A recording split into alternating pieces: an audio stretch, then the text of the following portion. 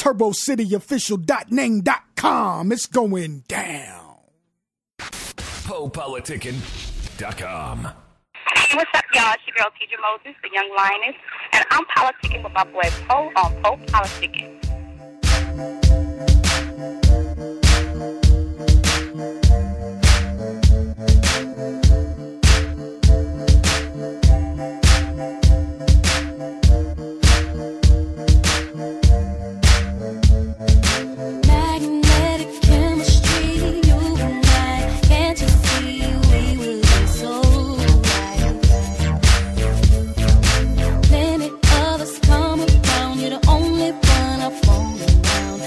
On my mind. Hold up, let me keep my cool. Baby, I'm so into you. Don't wanna give it up too soon. No, not too soon. If you play your cards right, we can both see paradise. It's all up to you. Oh. 'Cause every single night I swear I dream of you. Baby, you're the object of my desire. Even though I try, can't find words to tell you what it is I truly feel inside. All I wanna do is give you all of me, all of me. Just promise you won't change.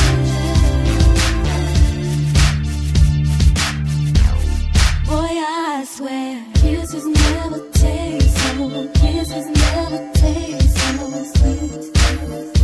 You know what you give to me? Kisses never taste so, kisses never taste so sweet.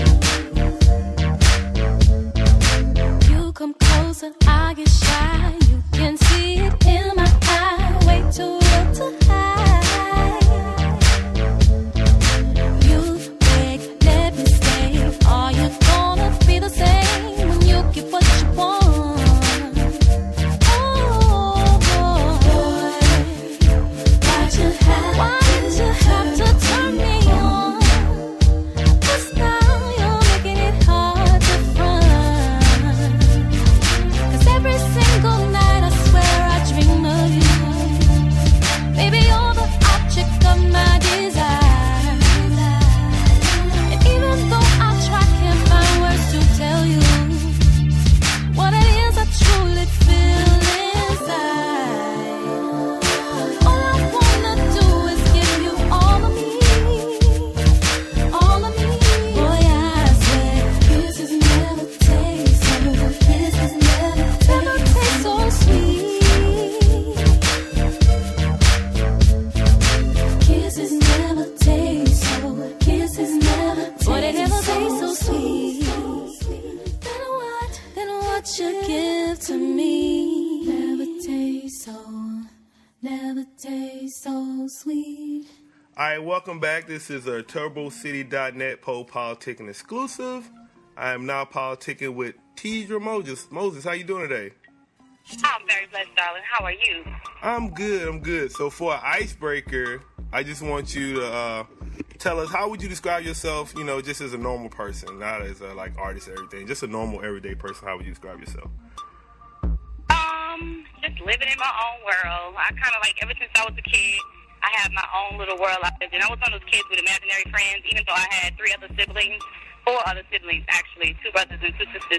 I just always was in my own little world, doing my own thing, and I'm kind of reclusive, but at the same time, I'm a lot of fun, and I'm social, and I'm goofy. I don't take myself very seriously. Yeah, you sound like me a little bit. So you had like a, you remember that movie Drop Dead Fred? Yeah, I had a Drop Dead Fred. All right, so how would you describe yourself as an artist, songwriter, and a singer, and anything? I think that as an artist, I'm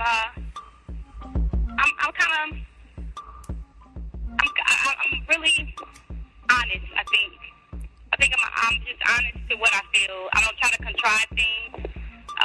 I don't try to stay within any trends or sounds. I just kind of try to be the best that I can as an artist, being whatever the medium may be. Like if I'm trying to write poetry, or if I'm writing, or if I'm trying to draw something. Cause like sometimes I'll just out of nowhere just want to pick up a pen and a pad and start sketching. And I just try to be honest about what I feel, and I just try to convey what it is I feel at that time, because I think as an artist, the reason I do it is not really for anyone else but me. But the fact that I can make music and people appreciate it is a blessing, and I don't disregard it or not appreciate it in any way. But I think my main reason for doing it is myself. I would say I have to. It's therapy. I say I have to disagree with that, because I was going to actually say, like, when I listen to your music, it's like so soulful, and it's like you feel like you're singing to me.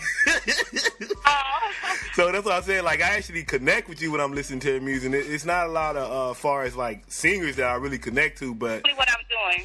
yeah, because like I said, like that. I never met you in them, but when I heard "Be Your Girl," I felt like that's a girl telling me that, like they talking to me, you know. Well, that's good. And I'm gonna say, where do all that soul come from? My mom, my life experience growing up, we're a very soulful family. Like, we grew up in New Orleans, Louisiana, right outside of New Orleans in Canada, actually. We claim New Orleans because it's the closest city that everybody knows. And I grew up in a city where it's just a soulful city. It's a music city. It's an artistic city. It's a culture city. And you see real life things. You know what I'm saying? You grow up seeing it's so much soul in that city and in my community that I grew up in the school that I went to, that I think that everybody that came out of that area and went to those schools, they got something that made them a little bit, they got a little touch of something special because of the experiences that we went through. And I also grew up in a time where, you saw people's parents, walking the kids to school and being all normal, and then crack. And after crack, shit just changed. And I think everybody in that era, if you didn't grasp some souls and your eyes weren't open, you weren't paying attention, you saw things change overnight. You saw, normal families turn into something that you never expected to see overnight. You saw so much crazy shit. And at the same time, in the midst of all that craziness, we were happy. And it was fun. You understand what I'm saying? So I just think that's where my soul comes from my upbringing, who was an extremely soulful gospel singer, to the experiences in my life. I think I had a very soulful upbringing. Yeah, you remind me of Good Times a little bit when you said that. Did I really? But my life wasn't horribly bad. I had, my parents owned their home, two-parent home, up until a certain point until we moved to California. But I think that, I wouldn't want to trade my upbringing for anything. I'm raising my kids now in a much more comfortable environment, but I still try to make sure I inject soul into their life. Yeah, I've been say, make sure. I was gonna say actually, cause like I try to, we try to be on the motivational tip a little bit, like far as like inspirational stories. And I was reading that like you weren't actually like homeless in the streets, but you was like without a home for a while. So I want to know like, how did you like come from that place? Cause it's actually like it's this one homeless lady, like I see her every day. I've been seeing her for like 6 years, and she never like what make you want to just you didn't give up. You kept pursuing your dream. So what made you do that? Didn't have children, I might have thrown my hands up. And now, let me just note that I have not been out of place to say once, but twice. Like I went through a couple of times of like having to sleep where I can and send the kids to their grandmothers and stuff like that. But God is good, because I've never had to sleep on the street and I've never had to live in a shelter. And I just think that